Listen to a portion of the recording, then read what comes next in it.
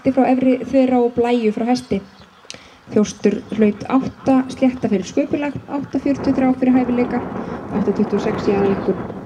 Ragnar Þór Magnússon sem að sýnir Þjóst.